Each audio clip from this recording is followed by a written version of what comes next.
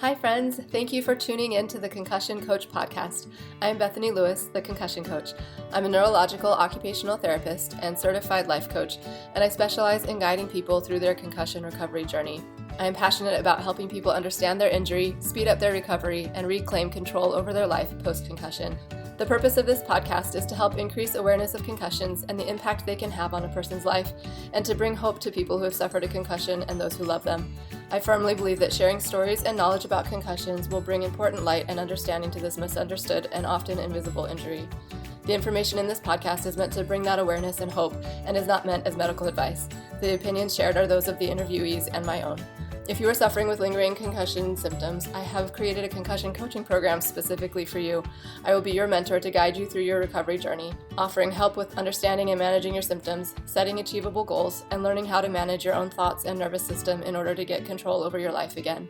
If this program sounds like something that would help you or someone you love, sign up for a free consultation. In the consultation, you'll get valuable information and resources and gain hope for your future. Sign up for your free consultation at the link in the show notes or at my website, www.theconcussioncoach.com. Hi friends, welcome back to the Concussion Coach podcast. Before I introduce my guest today, I just wanted to make sure that you all know about the free guide that is available on my website. It's the 5 best ways to support your loved one dealing with a concussion. If you have a friend or a family member who is struggling with post-concussion symptoms, or if you're the one struggling and would like your loved ones to know more about what you're going through and how they can help, head over to my website, www.theconcussioncoach.com, and download the free guide. Today, I get to bring my friend and fellow OT, Nate Pope, back on to chat with me. I'm so excited. You may remember him from episode 61, where we discussed school accommodations for kids with concussions and the OT concussion clinic that he started. I will link to that in the show notes. Nate has worked in various geriatric and pediatric settings over a 20-year span, eventually specializing in both pediatrics and concussion recovery. He's worked as a pediatric school-based occupational therapist for 20 years at Alpine School District and loves making a difference for children. Nate has also worked extensively with individuals recovering from concussions and traumatic brain injuries. He's seen firsthand how challenging post-concussion syndrome can be and set out to build a team focused on restoring hope and healing.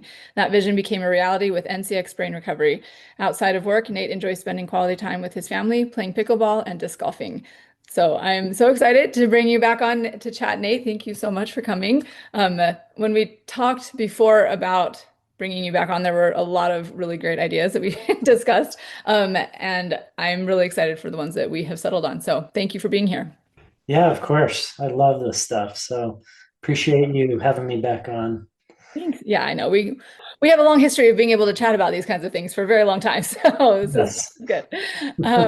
So let's jump in and chat about multisensory integration in relation to brain injuries. So I know this is something that you and I have both feel passionate about in helping people who are dealing with this. So Sure. why don't you tell us, when we say multisensory integration, what do we mean by that, and how have you seen it be effective for people with brain injuries? Sure.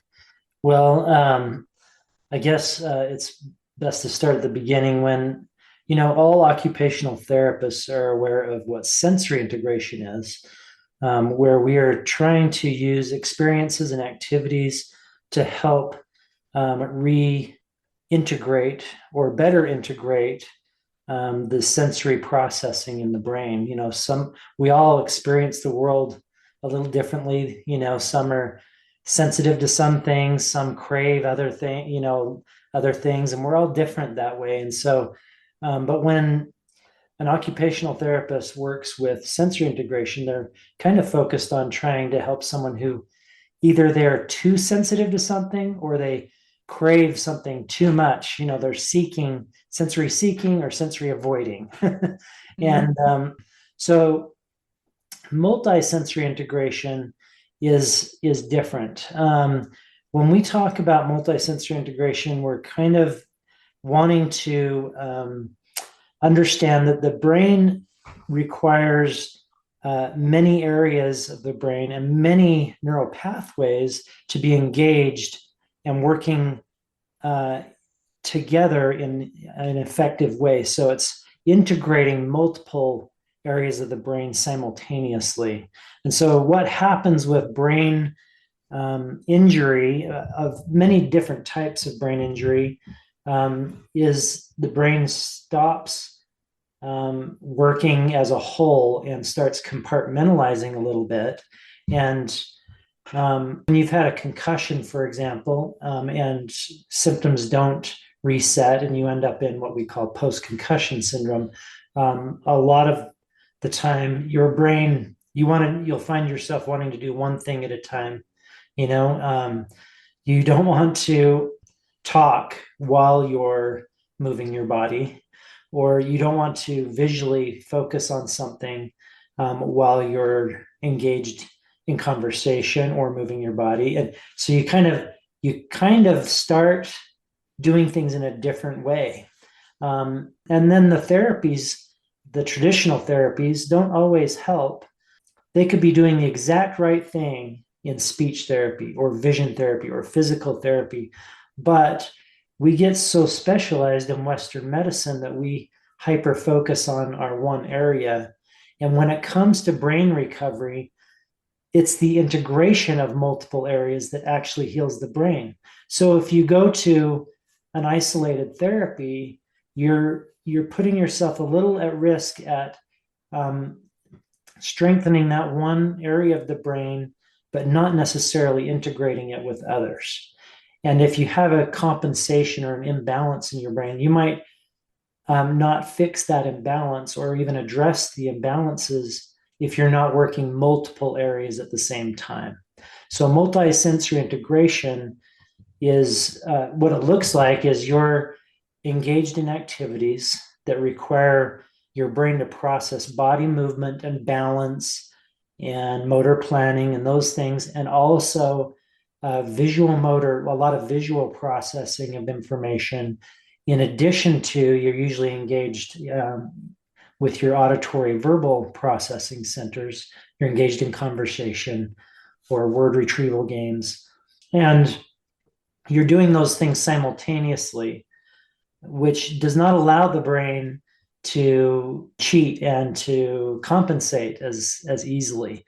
And so you start breaking bad patterns or bad brain habits when you do multisensory integration, because when your whole brain has to work at the same time, I kind of started calling them whole brain activities for some people to understand better. You want your whole brain engaged at the same time, because then all of the areas of your brain and all your neural pathways have to be better integrated and work well together, which really gives you give yourself a lot more of a whole life experience of whatever you're doing. You feel and understand what you're doing better because all of your brain is engaged in that activity. And most of the things that we love, if we're outside and we're going on a hike, we want to be able to feel good while we're moving and be able to process the change in maybe the terrain is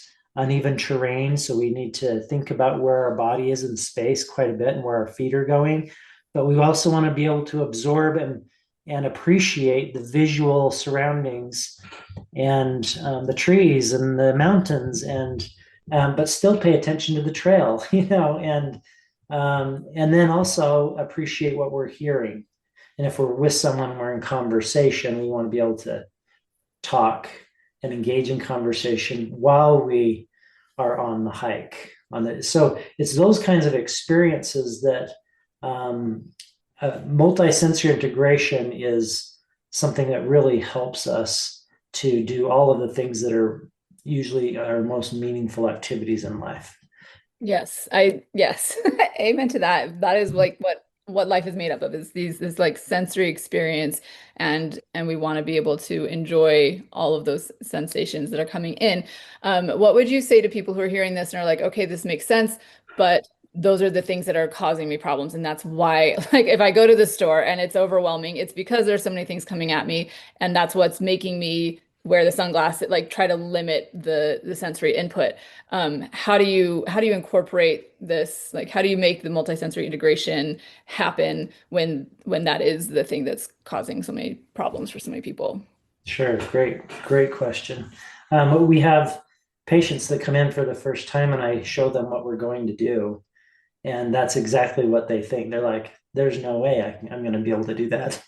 I already know, because when I go to the grocery store or when I go to the sporting event or whatever, there's so much coming at me. I can't imagine doing that for many hours in a row, many days in a row. Like, that's what exacerbates my symptoms. Like, how is that going Overwhelming, overstimulating. Yes. to? And really, that's exactly why they've remained often in post-concussion syndrome, if that's what they have, for so long, because it is natural for the brain to want to avoid a lot of experiences. But the brain really needs an approach, and it really takes what we call the just right challenge. And it really takes a therapist to kind of know how to push someone to experience some of these things at the level that does not overwhelm them to the point of symptom exacerbation. So we're always thinking of not crossing a certain line, because we know if symptoms get exacerbated to a point, you actually won't benefit as much. It's just too much. Oh, my headache just went to an 8 out of 10. You're not going to benefit from a lot of work at that time. However, avoiding is also not changing anything in the brain. You allow it to continue its exact same habits of how it's been working prior. And so what we do for multisensory integration is we find those activities that complement each other, that we can combine activities and do so we grade it up and down in terms of level of difficulty. So we figure out what can you tolerate, and we just gradually start increasing that challenge. Exactly what your brain needs is what you've been trying to avoid to some degree, which is so counterintuitive to a lot of people. But they want to be able to do all these things, and they feel like they should. And we tell them all the time, you can, and that's the reason. Those are good activities, and we want to help you get to that point. There's a process in getting there, but it's exactly what your brain needs, but it needs it in baby step degrees. Individuals have a hard time knowing how to take small enough baby steps. So they'll just try things often the way they did it before, because that's their habit, and it doesn't work. They just go to the grocery store and they have a long list, and they go in and they go shopping. And it's not like when they used to go, and it doesn't work and they get overwhelmed. But they don't think about, well, maybe this time I need to go to the grocery store and I need to walk in and grab 1 or 2 items and walk back out. I'm going to sit in my car and I'm going to breathe and congratulate myself. And then I'm going to go back in, and I might do that 2 or 3 times. Those are the kinds of things people don't think about without someone guiding them through some of those experiences. But a lot of times your brain just is overworking some areas and underworking other areas. And when you try to engage for just short periods of time, so your frequency's not enough, it exacerbates, and then you quit. Because you're like, no, I can't do that. When what you really need is to do it for many hours in a row, but at a lower grade baby step level. But you need many hours in a row, many days in a row, often, to reset what's going on in the brain. And so all of those things are counterintuitive to the individual, because they feel like, I can't do things nearly as long as I used to, and I can't do certain experiences that I used to. And then they come to the clinic and we say, actually, we want to do all those things that you don't want to do, and we want to do them for a longer period of time. But we're going to be really nice and ease into all of it. There's a way to do it. Yes, yes. And have you seen good things come of it? Oh yeah. It's very, very rare that we don't have significant recoveries with patients who have post-concussion syndrome. So we just come to expect the progress, so we can convey that hope to the patient. And I just tell them, trust the process. Your brain wants to get back to normal. It does not know how. And it is a creature of habit, and it's just in some bad habits now. We need to break those bad habits, but we're going to ease into it, but we are going to make it do all the things that it's trying to avoid. And multisensory integration is how you do a lot of that, because you're making the brain process multiple areas of processing simultaneously. So it really has to work together. And what about the intensity, like the intensive model that you do? Why don't you share with our listeners what it is that your program does, like how it's set up, and then we can talk about why intensive. Sure. So a lot of people will come to us, and they have been all over the place doing traditional approaches, and their frequency, most places, and this is driven a lot by insurance as well, but it is an hour a week or a few hours here and there a week with a few homework assignments maybe. But the therapy you're doing, for example, if you were pulled a hamstring and you're going to physical therapy, at some point in our past, somebody, and I don't know who decided this, but they decided the brain was kind of like every other part of the body. And so we've just thrown it into the same model, same frequency. You're just going to do an hour a week here and there approach. And what happens when you do that, therapists quickly figure out they're only aggravating symptoms and they're not changing a whole lot in the brain. And they want to help the people they're working with. So they very quickly jump to a compensatory approach. Instead of trying to fix the brain or getting it to do what it's capable of, they assume that it's already exhausted its capacity. And so now they're working on deal with it approaches.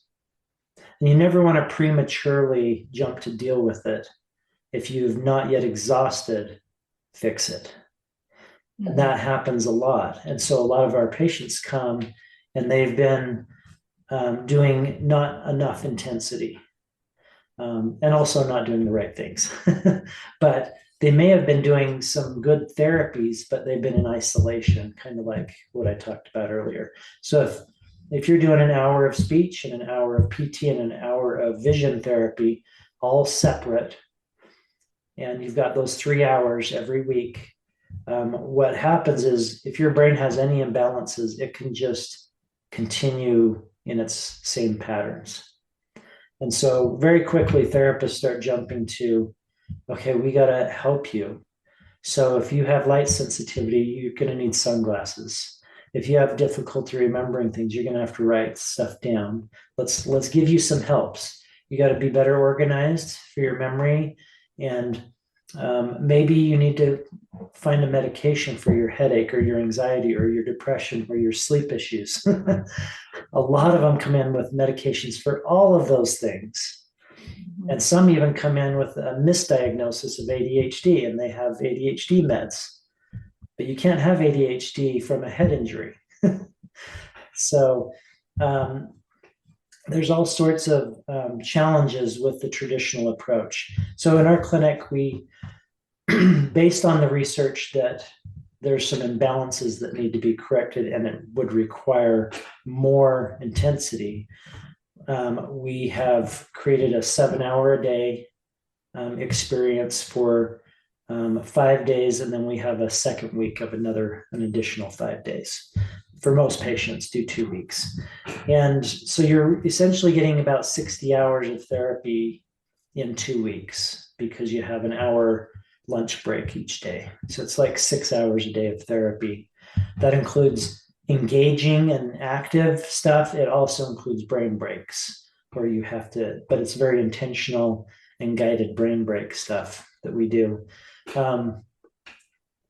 With that sort of intensity, the brain starts responding, because prior to that, you may have been doing some of the similar things even, but you were doing it an hour a week, or a little here and there.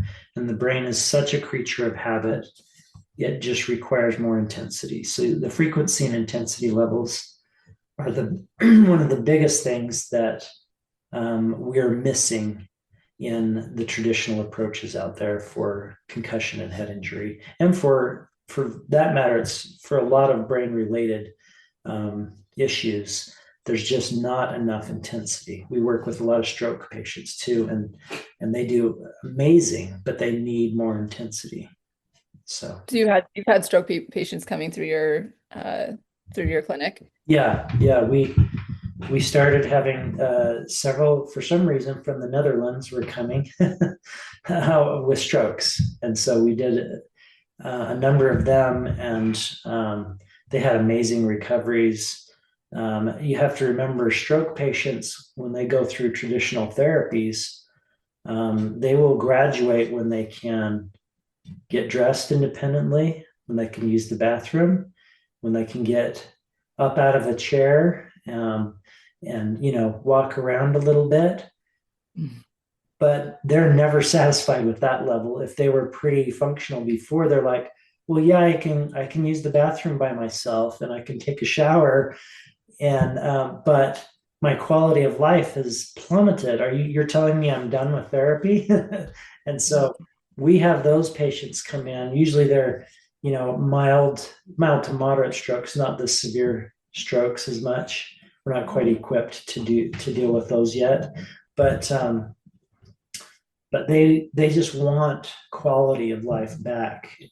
There's so many, everything that they do in life, they feel like they're doing it in a way that is not as fulfilling and not as effective, and they just don't feel like themselves. And so we've had a lot of stroke patients come in and have a lot of success, because with stroke there is permanent damage, but you have to remember the brain has to, in survival mode, very quickly figure out how to re-navigate around that permanent damage, and the neural pathways it comes up with are unlikely to be the most efficient or effective ways of getting around that permanent damage.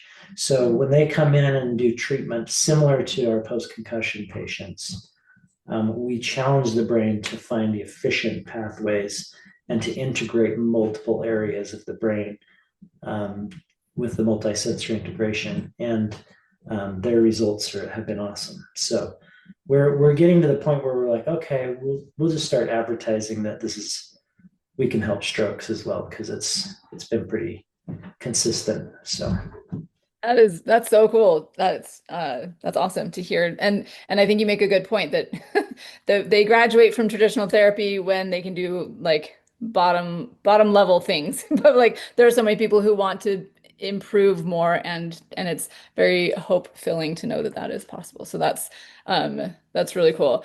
And I want to just say I have seen, and I've talked to a lot of people who have gone the more traditional route. I have seen people make progress and do better with traditional approaches, like with what they have access to. But I have also seen a lot, like I'm a believer in the intensive model from your program, from CFX, from I know Natasha Welch in Canada does intensives as well. Like there is a lot of change that can happen a lot faster when you do the intensive approach.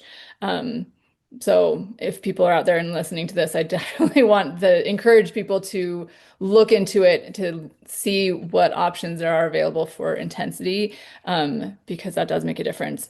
If that's not an option right now, like there is still hope for recovery. You can still make progress, but I think it is helpful and important to be aware that you want to be integrating multiple systems at the same time. And what you're talking about, the siloed approach to care, like this person does this one thing and this person does this one thing.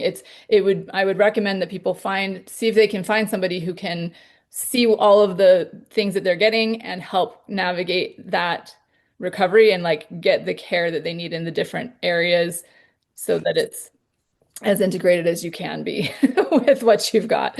Any thoughts on that? yeah, well, you hate to be discouraging if the only thing that you have available to you is some of the traditional approaches, and you also hate to discount some of the value of those. And so I talk about them in sometimes in a slightly negative way, or it comes across that way because most of the patients that come to our clinic have exhausted all of their options with the traditional approaches. And we've had many go to very name branded clinics out there, world famous clinics that have told them, even if we can't help you, nobody can, kind of things, and that's really discouraging. There's a lot of people that don't have hope that I feel bad for. And so I guess I'm a little bit passionate about the intensive approach because we've seen so many come to us that haven't been able to be helped.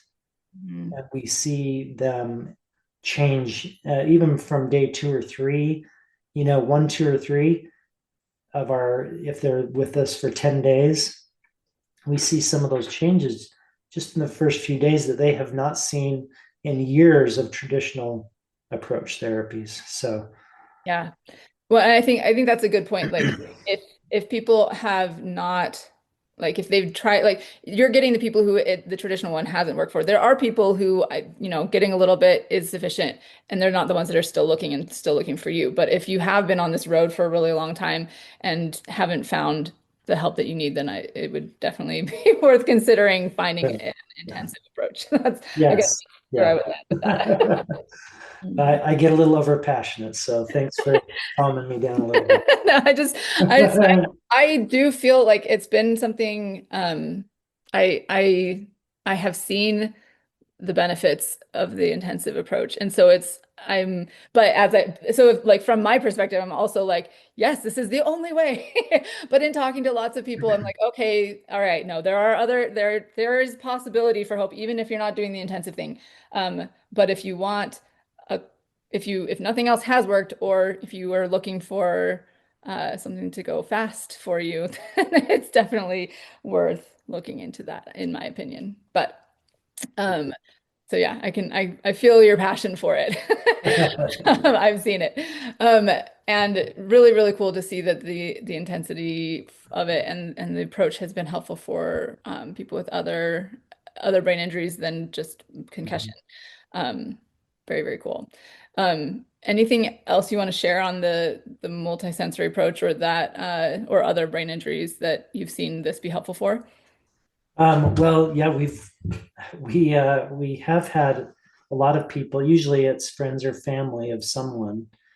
They've come through with post-concussion syndrome, because that's what we kind of is our target population, at least what we've started with. But they'll often come to us and say, "I have a friend or I have a family member who has anxiety or depression or ADHD or long COVID or POTS or we've had a number of things outside of just strokes and post concussion syndrome, and with almost all of those, I do approach it more carefully, and I say, I'm not positive that we can help you. Like I'm usually quite positive I can help someone with post concussion syndrome, Mhm. and now more with strokes as well. But if you want to try, most of our patients have been pretty happy with the results, but I can't guarantee anything. And Right. almost without exception, those who have had other mental conditions, especially those who have tried multiple medications and many other approaches, if they've been doing a lot of counseling and it just hasn't seemed to help them for whatever reason. When someone's tried a lot of things and it just hasn't worked, and then they come to our clinic, it seems to be a good fit for a lot of those people. So um, I think the lack of intensity and focus for all of the brain related conditions out there is kind of why we sometimes are a good fit for other things. And so um, we've had a lot of addiction stuff come in too. But the addictions we've found have often started with mental challenges. They may actually have started with head injuries and they didn't realize, oh, I totally believe that. Yes. I have like anxiety and depression, and nobody can help me because it's a different kind of anxiety and depression if it came after you hit your head, for example. And so, or some come in and they've had Lyme's disease and COVID and a number of other things that can alter the way the brain works, and they end up with symptoms similar to post-concussion syndrome. And and so there's a lot of excuse me, a lot of people that are just contemplating the end of life, and that it's really sad to me that someone can get to that point when the answers, it just may be that they've been looking in the wrong places for answers, and their medications don't really help people as much if they have depression or anxiety or a lot of these other things, if it started with a head injury, for example. And so we've had a lot of success with a lot of other conditions as well. This, I guess, is what I was wanting. That's awesome. I'm curious if your approach is different if they're coming in with, like, if they don't know or if they haven't been diagnosed with or have an idea of, yeah, I had a brain injury here. Like if that wasn't part of their history, but that they're aware Yes. of, but they're coming in because they are dealing with anxiety, depression, or whatever. Do you approach things differently, or is this similar kind of therapeutic approach as far as like what they're doing day to day? Yeah, no, that's a great question. So we try to adapt our program for those individuals. There's going to be some things that are definitely similar, but if someone has depression, then finding ways to get dopamine in natural ways to the brain, and building habits and routines of getting them the right amounts of what they need from a neurochemical standpoint. That's kind of a focus. So there's anxiety, for example. A lot of times it's related to dysautonomia or autonomic dysregulation, where your sympathetic and parasympathetic systems are just not, your brain is not doing what it needs to between those systems, which is basically your fight or flight system and your rest and digest system. You want to mostly be in the rest and digest parasympathetic system, but you can often get stuck in the fight or flight system, and it can present a lot like anxiety. And so we've found a lot of our patients that we've been able to help that have had anxiety are actually have been stuck in fight or flight. And so what we do from an approach standpoint, they have to do more interval training, a lot of start stop with a lot of what we do, more than normal. So we send messages to the brain of, okay, we're engaging and now we're disengaging. We're active and we're trying to trigger the fight or flight, and then go into breathing and rest and digest, and give them more reps of their brain going in and out of those systems so that they kind of reset better. And that's been really helpful and with a lot of the autonomic stuff. But very cool. Okay, so yeah, so you kind of like tailor it to whatever. Yeah. Awesome. Okay, so I know when we were discussing ideas of things to chat about, you mentioned healthy brain habits that you like to recommend for your patients, and I would love to hear what kinds of things you do recommend for people, and for, things that you might suggest for people who are listening to this and are like, oh, I do want to, like, what are healthy brain habits that I can do? Like, let's chat about that. Sure. Well, you're doing the brain coaching stuff, so this is right up your alley anyways. I love this stuff. I'm excited for this conversation. Well, I guess what I'm saying, I may suggest stuff you're already doing. So,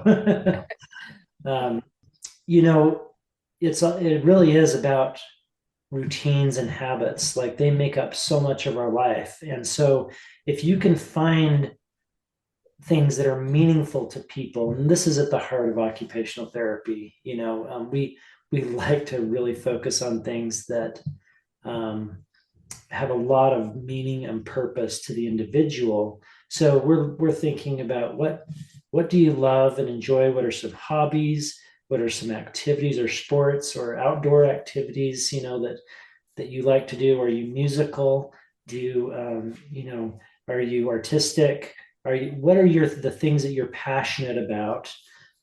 So we'd like to connect your ongoing brain therapy to those things. So really, I don't give just blanket statement like everyone should do this necessarily, because it does vary depending on who they are and what they like to do. But if I can discover, what that person really likes, and it may be that they're like, I don't have any great hobbies, then we're like, that's okay. Let's go on a hobby, search and discovery for you, and figure out what you're good at and what things you kind of might enjoy learning. And the principle of novelty is a pretty important principle in brain recovery, meaning doing something new to you and learning something new to you. See, I do tell people you want to do things you're passionate about and try to improve them and figure out, where am I at with that? And what are the next steps for me to even get more out of the things I love and enjoy by getting better at them, maybe, or, working on those things and spending some time with it. And what's something that's new that I've never done, but I kind of have always wanted to do, and always be picking something new. And that satisfies that principle of novelty, being an important brain recovery principle. So you're always learning something new and refining something you're already good at or already enjoy at least, and you're trying to get better at. So those are some things I do tell people and we figure out what those things are. Yeah, can I just say I love this. As you know, this is like, yeah, right up my alley, things that I'm passionate about. And like, as just the OT piece of it, of like, yes, let's find the thing that you care about. I feel like we have God-given interests and desires, and it's a beautiful thing that is the case. I think there are a lot of times, I don't know how often, but there are definitely cases where people who have had a concussion come out of it and are like, okay, I am not interested in the things that I used to be interested in. And that this is it can be disruptive to like your sense of identity and things like that. Like this is definitely a thing that happens. And so I appreciate that you talk about finding, like, let's find the things that you are interested in now. What are you good at? What can you do that you can appreciate and get excited about learning about? Because I think that that's always an option, regardless of where you are in the journey of this. And just emphasizing the importance of finding those things, and that it is real. Those are there for you. Don't give up on trying to find them, because it's key to wellness, well-being, and finding joy in life. And I think, yeah, I love the concept of improving on the things already. Like I've talked to quite a few people actually who discovered an interest in and a talent for the arts, like painting or drawing or something, that they either hadn't dived into before or didn't even have before, didn't know that they were interested in before. And then it's become a really meaningful and like joy-bringing experience for them, and very like prominent in their life. I've also talked to people who were, had a musical instrument that they were interested in, and then they, after injury, that like that is a really good multisensory integration kind of activity to like play an instrument. It's pulling in so many different things, and spending time working on improving that has also helped them find a lot of meaning and joy, and was good for their brain recovery as well. So there's just, I think this is so important, this topic of finding things you're passionate about, and it may be finding it for the first time and then like going for it, doing the novelty thing, doing the improvement thing. I really appreciate that we're having this conversation. So, okay, Yeah. keep going. Sorry. I just wanted to. Yeah, it's good to be on the same page. Setting recovery from brain, injury or brain problems aside, we all get older and we don't want to lose our cognitive, abilities and our memory and all of those things, and how fast we can, think, and So a lot of these principles are just good principles, I think, for staying young mentally, and we all know those older people that are just super sharp. And we're like, how are they so old and still so good with their mental capacity? Just seems like it hasn't taken a hit with age, and I think a lot of times we really don't realize they're doing the right things. They're engaged, and maybe it's their job or their hobby or whatever is keeping them engaged, learning something new. Sometimes maybe they're the head of a business where they have to really think and be creative problem solving, all the time, and interacting with people all the time. Those people seem to retain a lot of what other older people lose sometimes. And they say when you retire you start losing a lot of um, abilities. And there's certainly something to be said for if you start getting into patterns where you only do certain things from day in and day out, then you're missing those experiences that will keep your brain engaged and as active as you probably want to be. And so you want to make sure that your hobbies and routines reflect what you want your brain to be capable of. So you want to really engage physically and mentally and hopefully at the same time with some of these things. Some general things that I some general things that I would say are good for anyone is getting outside more. When we get outside, um, immediately our capacity to process visual information has just increased 100-fold. Like the depth of what we can see, from the horizon to the clouds to the mountains to the trees to the house clear down there and that dog walking over there and that person there. And we can converge and diverge and track with our visual motor skills in a way you can't do naturally when you're inside in a room or in a house, because you've got walls which are visual barriers really. So you're converging at the exact same distance from that wall. If you're sitting down, that's not really changing while you're there.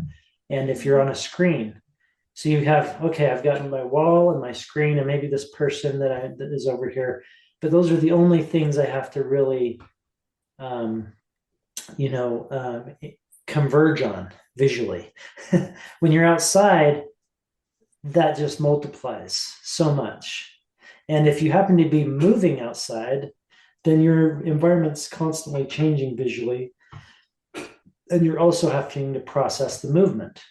Now, if you up the level of challenge with your movement to your just right challenge level, now if you're older, maybe just getting outside and walking down the sidewalk is enough. Maybe that's good. If you're able to get onto grass and go in a park or on uneven terrain in some way, or maybe on a trail. Some cities even have those built-in, paths and trails. Some are paved, some are not. Sometimes you can get off trail and even go cross country, through a field or through, in the mountains or in the forest or something. And so whatever level of challenge you can do for movement, do that level of challenge, and try to up it a little bit. And just to make your brain has to process where your feet are going.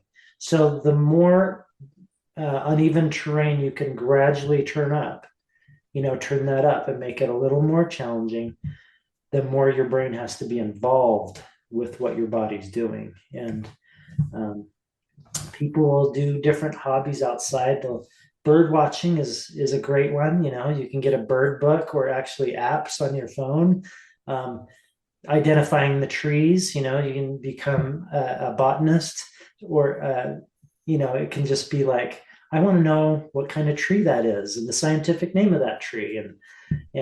Or you can hunt or fish, or maybe you're into photography and you're just going to hike over this hill so you can take a cool photo.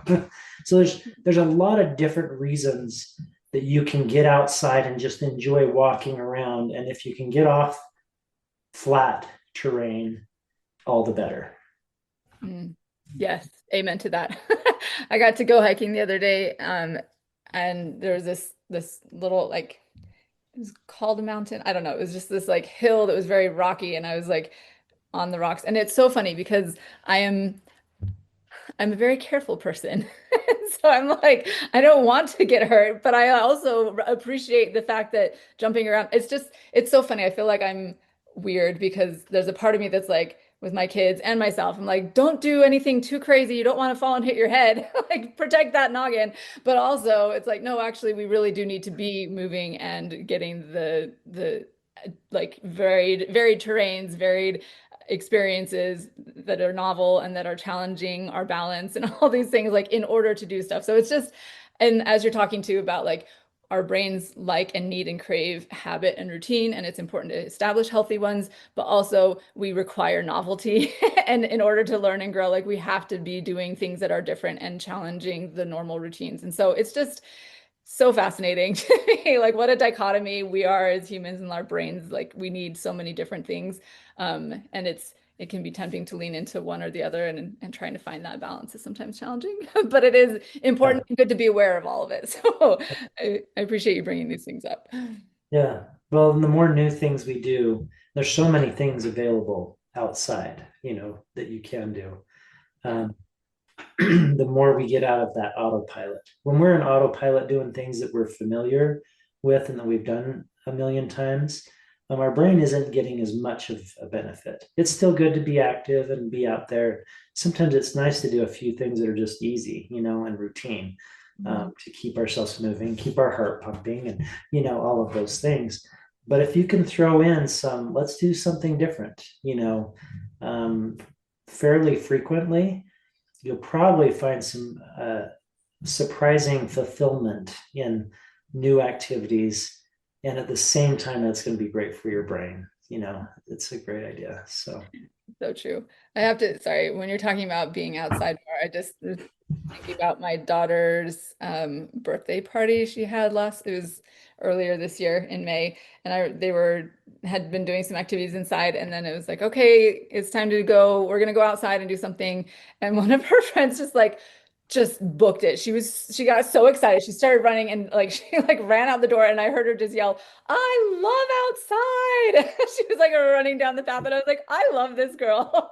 That's how I feel about outside too. So if we can all catch that bug and all be loving outside, I think it would be really good for all of us. yeah. So shout out to my daughter's friend there. Yes.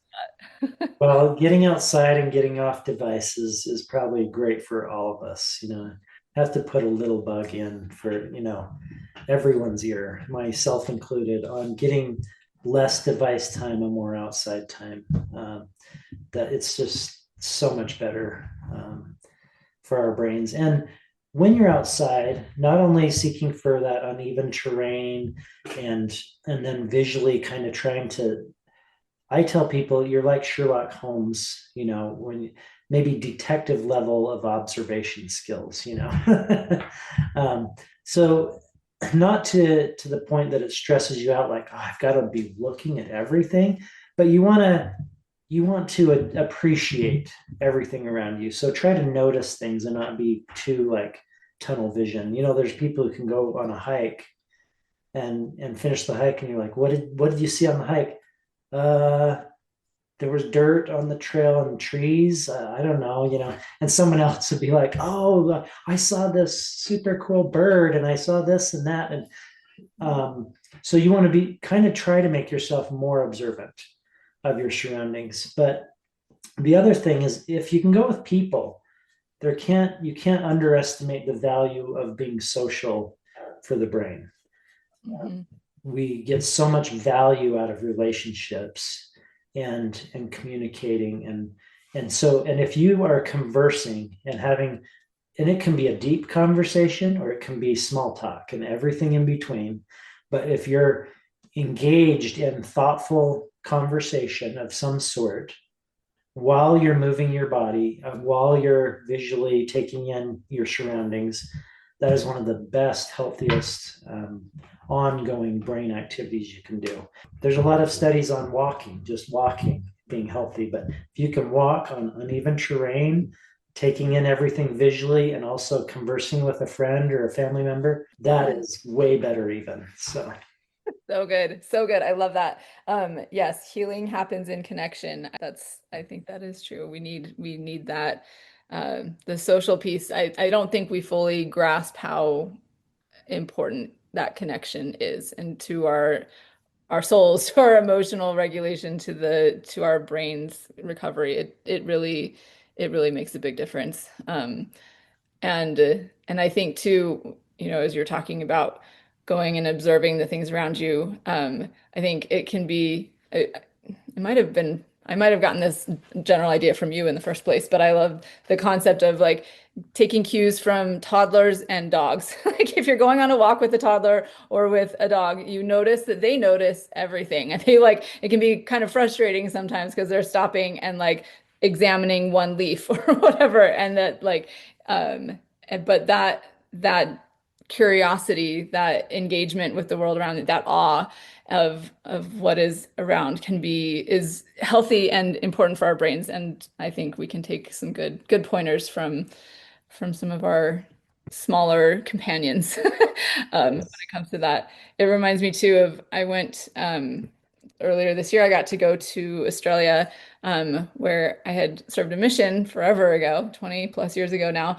But my husband and I were on a walk with one of my friends, and I was like, I was asking her about all the things, like everything. Australia is so cool because it's so different. I feel like everything's the same, but exactly opposite. Like even the light switches, you push it down to turn it on and up to turn it off, which is the opposite of here. So it's like, but all of like, there's trees and there's there's plants and there's animals, but so that's the same, but they're all different in like crazy ways. So anyway, I was walking with my friend and my husband, and I was just asking her, I was like, what is this tree called? Why do they have this? I was doing that. yeah. It's finally like, Bethany, I am not a botanist. Like, I don't know. Like, all of this stuff. Why are you asking me? I was like, oh, I guess I don't know all of the things about all of the environment around me at home. I wouldn't be able to tell somebody all of that, but it was really funny. So I just need to like channel that engagement with the outside when I'm here too at home. So, but I do love that point that you brought up. Um, I think so. I know we have another topic, but I think we're running out of time, so I might just have to bring you back on again at some point if that's okay. That's fine. That's Um, fine. but I do want to ask, you talked about getting off devices, and I know like helping kids get off devices would also be important and helpful.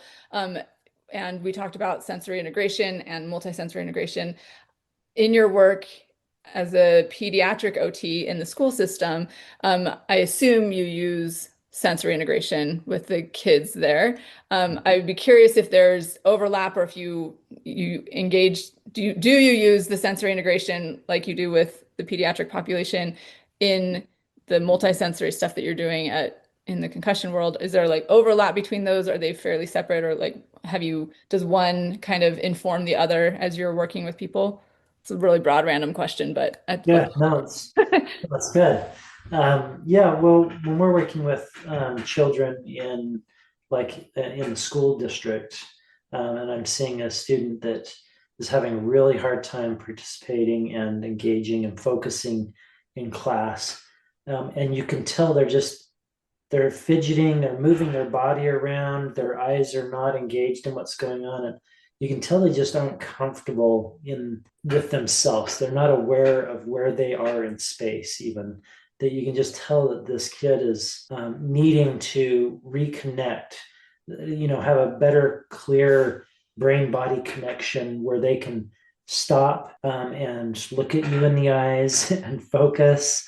And right now, it's just like they're beside themselves with feeling like they don't know what's going on, and everything irritates you and sets you off when you're in that state. And so we'll figure out, oh, maybe for you, it's joint compression, because when you compress joints, you are activating what's called the proprioceptors in the joint.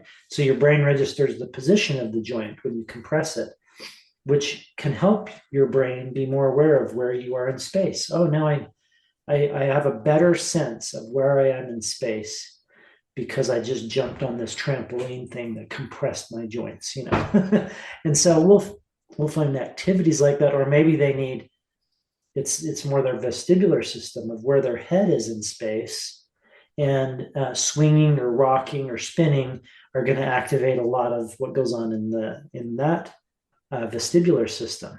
And so we might use a swing, and we'll swing back and forth and spin them around, or do something to engage that system and help it reset.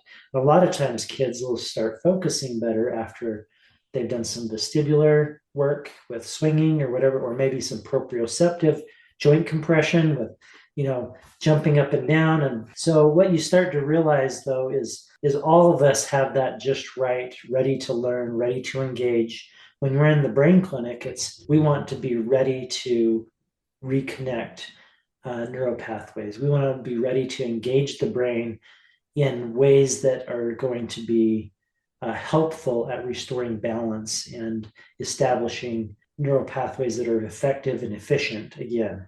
And so we do some similar experiences where, you're on a balance beam maybe, and you're walking, but you're walking on a balance beam, but you're spinning in circles trying to face the person who's talking to you. And we'll have maybe the game Spot It, where you have a lot of different pictures that you're trying to match. And you have a card that you're matching pictures for, and I have, as the therapist, the other card, and you're trying to find the match between the two cards. Well, I'm walking around in circles. You're walking on a balance beam, trying to still face me. And I know that I'm engaging the sensory system of, where are you in space? And your balance center is having to be really challenged at a high level. You're spinning around. We're also engaging the visual, the sensory system at a high level. And so the more challenge we can increase in multiple sensory systems, the better we can help someone in the brain clinic, because they're going through different kinds of things than, like, maybe we're working with autism in the school district, helping to re-regulate and get someone to be able to self-regulate eventually. We're giving them a sensory diet where they're getting a little bit of joint compression or swinging every day, so that they are ready to learn. In the brain clinic, we're trying to actually re-engage neural pathways that have maybe been suppressed or have become inactive through their injury. And we do that by trying to throw as many sensory systems into action at the same time. So it's a little bit similar, but it's also different. Yeah, that makes sense. And it's funny when you're talking about the trampoline and the swinging and the things like that to help with the readiness to learn. That sounds like recess. Like, this is why we need kids outside playing as much as possible here. Let's not take that away. Just throwing that. Amen. I agree. Yeah, we could have a nice long conversation about that too, but we'll do that another time too. Awesome. Well, thank you so much for sharing this. This is, like, as anticipated, a very fascinating, awesome conversation.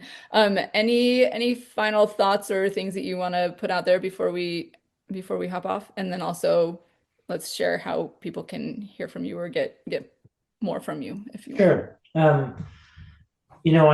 I've been a guest on a lot of different podcasts, and I over time I've just realized the message I like to give in the end is hope.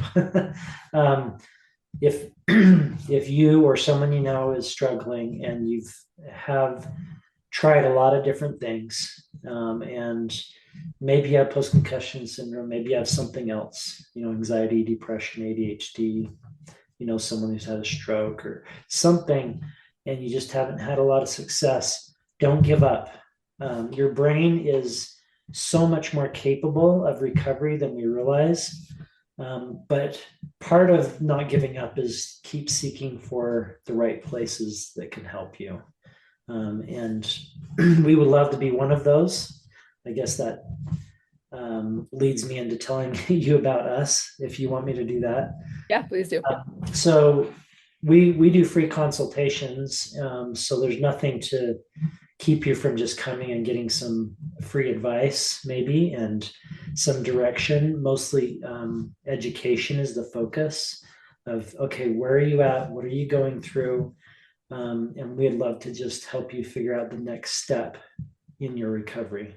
And there's so many that haven't needed to come to us that we've been able to get on a path of recovery, hopefully, doing some things on their own, finding another professional that I think might better fit their needs. But if it's something we feel like we can help with, then I recommend come to us. Let us try to help you, and we're more than happy to start with that free consult and then just figure things out from there. But you can always find us at ncxbrainrecovery.com. So you can go on our website, you can set up consultations there, or just give us a call if you'd rather talk to somebody. So excellent. Thank you. Yes, we can put the link to your website and phone number on the show notes as well. So if people are wanting to find it there, they can do that. Fantastic. Well, thank you so much, Nate. Thanks for sharing all of this. I really appreciate it. It's always a pleasure to talk to you. Yeah, thanks, Bethany. I'm so glad you listened in today. I hope you have gained some helpful insights and inspiration regarding dealing with and recovering from concussions. My goal is to create more awareness and education about concussions and the fact that there is so much that can be done to improve life after someone has had one. Help me spread the message by liking, commenting, rating, and subscribing to this podcast, and share it with others who would benefit from hearing it. There are more resources available on my website.